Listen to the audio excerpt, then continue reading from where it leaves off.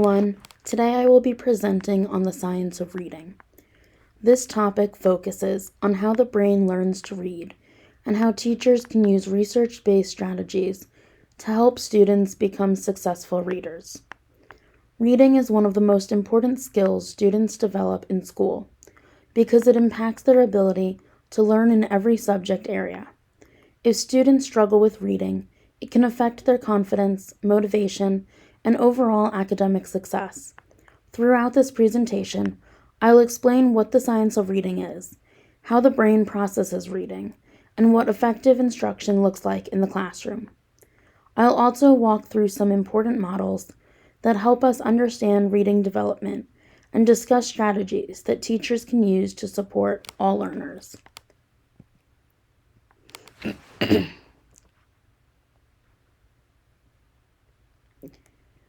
Reading is not something humans are naturally born knowing how to do.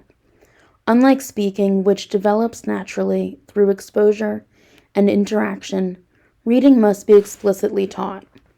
This is because written language is a human invention, and our brains were not originally designed for reading. Instead, the brain has to adapt and create new pathways to connect letters, sounds, and meaning.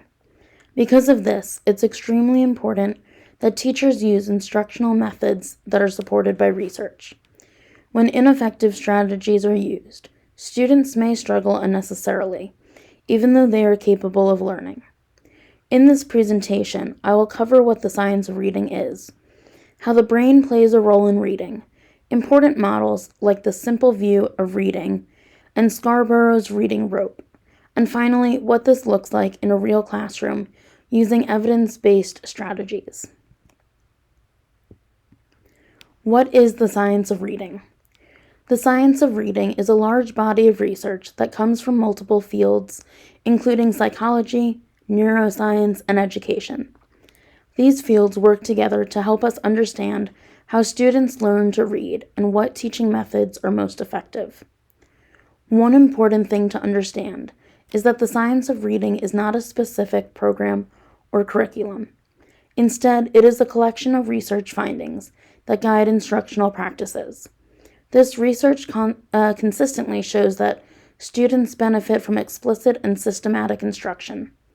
This means that skills are taught clearly, directly, and in a structured sequence rather than expecting students to figure things out on their own. For example, instead of just exposing students to books and hoping they pick up reading skills naturally, teachers using the science of reading approach actively teach phonics, vocabulary, and comprehension strategies. Overall, the goal is to ensure that all students, including struggling readers, receive the support they need to become successful readers. The brain's role in reading. When we read, our brain is actually performing a very complex set of tasks. It's not just recognizing words on a page, but multiple areas of the brain are working together at the same time. One part of the brain is responsible for visual processing, which helps us recognize letters and words. Another part is responsible for phonological processing, which allows us to connect letters to sounds. A third area supports language comprehension, helping us understand the meaning of what we read. Because reading is not a natural process, the brain has to build new neural pathways to connect all of these areas. These pathways become stronger with practice, which is why repetition and consistent instruction are so important. This also explains why some students may struggle with reading. If these connections are not developed effectively, reading can feel slow, difficult, and frustrating. That's why early explicit instruction is critical. It helps students build these brain connections from the start. Simple view of reading. One of the most important models for understanding reading is the simple view of reading. This model explains that reading comprehension is made up of two main components, decoding and language comprehension. Decoding refers to the ability to recognize words and sound them out. This includes skills like phonics and word recognition. Language comprehension refers to the ability to understand the meaning of words and sentences. What's important about this model is that both components are equally necessary. If a student has strong decoding skills but weak comprehension, they may be able to read words fluently, but not understand what they are reading.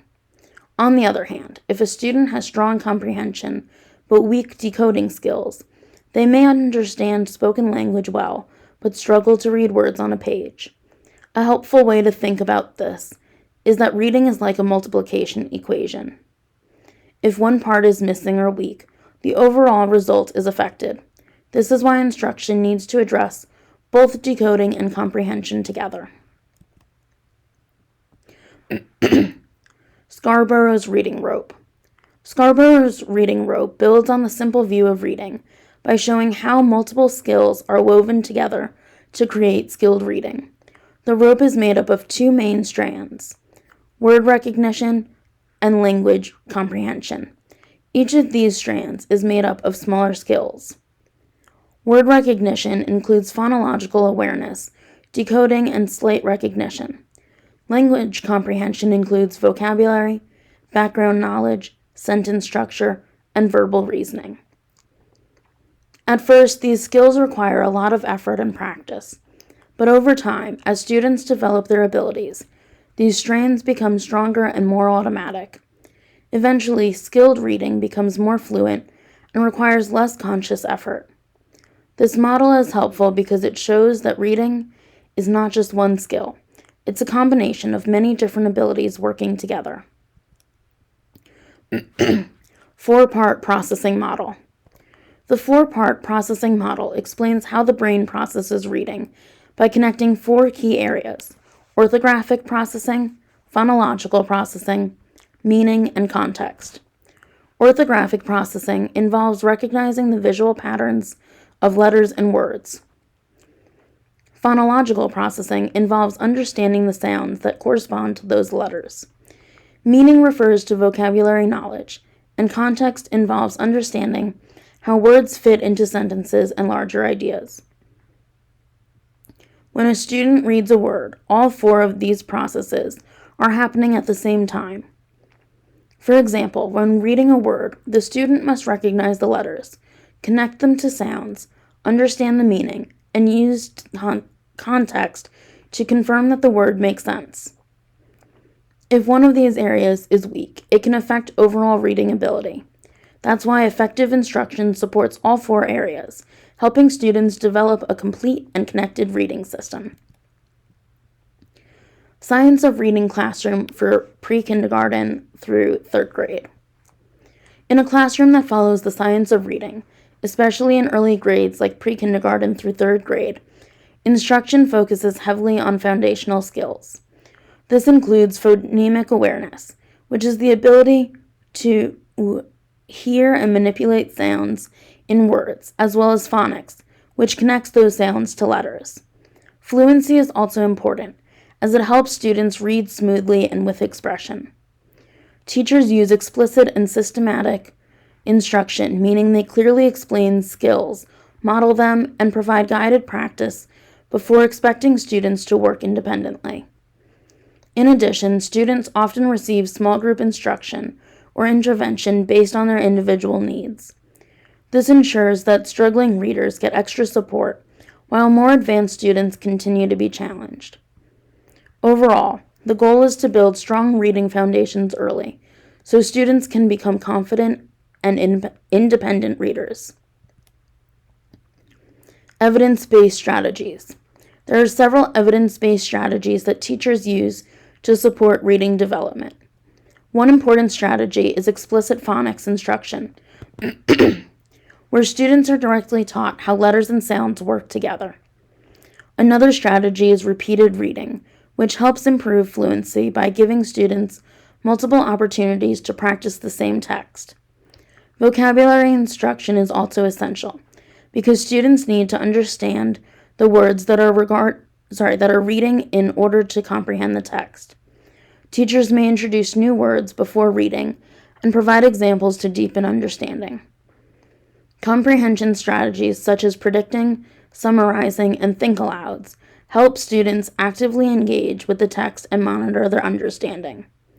These strategies are effective because they are supported by research and align with how the brain learns to read, making them especially important in a science of reading classroom. In summary, the science of reading provides a clear and research-based understanding of how reading develops and how it should be taught.